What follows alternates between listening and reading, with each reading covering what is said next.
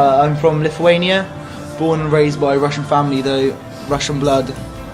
Lived in Lithuania for like 8-9 years before I moved to London, moved to England, and then lived in London for 3 years now. Nida Sarwar, my name is. Before, in my past, I came from Pakistan. I'm French, but my dad is from Netherlands and his grandparents are from Belgium. My mom is French, so basically, yeah, I am French.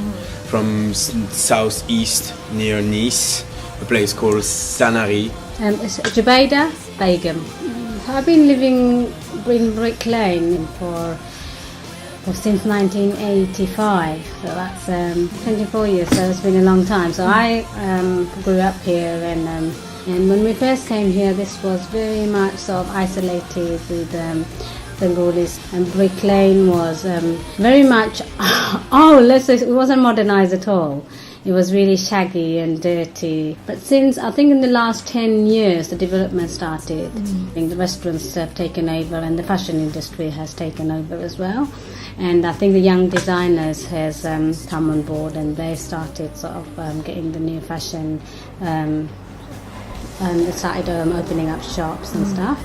Started developing most of this side of the Brick Lane, actually all the way through Brick Lane. And now I think more the business side has taken over, whereas before it was more residential, but now I think the business has taken over. So if you came on a Friday evening or a Saturday evening or Sunday morning, is the worst. Like Brick Lane, you know, everyone wants to work in Brick Lane. It's like people don't realize how nice it could be, like in spring and summer. Like how Andre was saying, like the market, it's wicked. It could be like 5,000 people on Sunday. Brick Lane would be like a no-go area for the residents. Notice how there's 3 types of people. It's probably more than that. So you have your art students as well. One being like traditional Shoreditch kids, always in black, leathers, see them in the same clubs every night, the same kind of people, always real skinny.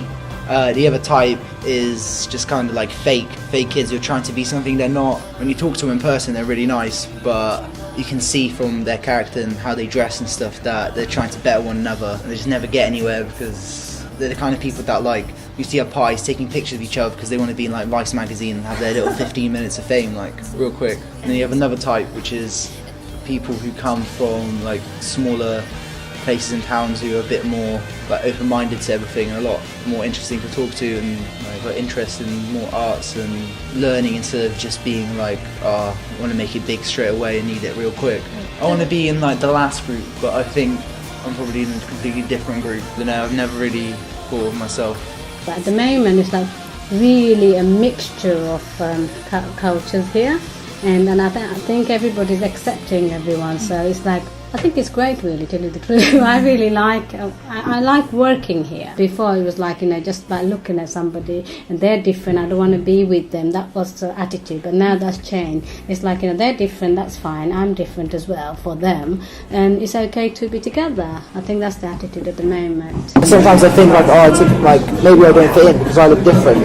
So like, I'll go to a group of people and they'll be the same as me, like completely different style. But I don't know, I like that. You grab a check shirt, you grab a big fur, you grab a mini skirt, tights and Doc Martens, you're English. You know what I mean? It's easy for everyone. So I was expecting like more some things that I can't reach. You know what I mean? Some things that, wow, what this style I would like to dress like this. I can't do it. I don't know how.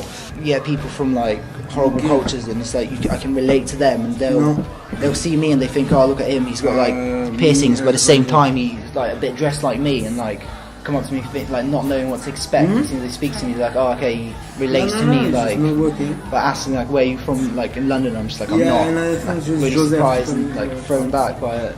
I made like English dresses, and I was trying to English dresses and my Pakistani dresses as well, because in a shalwar kameez we do fashion, and how can we do without any like English? I like the English dresses, but we don't wear the English dresses because we are the Muslims and we don't wear the sleeveless, like these things. More or less fashion and parties, you know, like proper East Londoners who are going out every single night and they have all the same style. It's very like typical London. I was interested in fashion designing. That is when I chose the textile designing, because textile designing is related to the fashion designing. And one day I just like grabbed some spray cans, did some fucking shit, and I went to see one of the guy and I said, yo, could you help me, you know? Just he spent 5 hours to show me, and then I never stopped.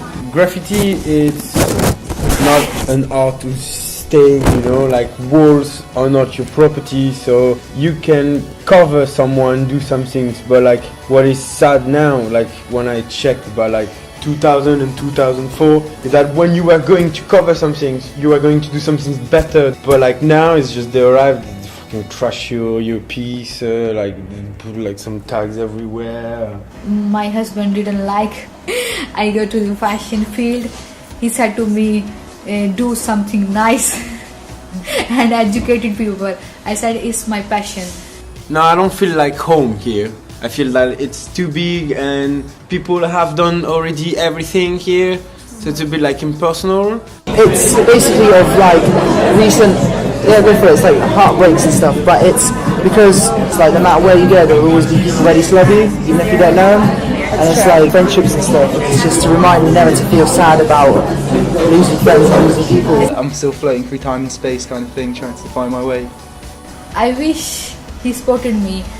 Many times I said to my husband, why not you choose me and you came into my fashion field and we worked together and we opened our boutique, and he at this time he said he don't support me, maybe in future he support me. So this is the goal here, it's to do art as much as we can, doing some galleries, and that's what we've done before. But like in every city that I've been, it's like what we've done with my crew. It's like doing some art, doing some galleries, getting some contact, meet some people, travel. And so yeah, like even if I move in, I don't know when, it's to know that I've done some things in London that if I come back, I will have the contacts for it, you get what I mean? So I think everybody's afraid of change. It's like I'm moving out of the area, and I am actually afraid of moving out the area. But I suppose once I've moved out and I've seen what's there, then I'll be okay. Yeah, it's a melting pot, you know, it's like a mix of culture, a mix of ideas, a mix of everything. Everyone is here, everyone is English, everyone's just like doing stuff in London, or English or French or Russian or whatever, American. We are all here to do like what we have to do, but it's a bit here, it's not a home.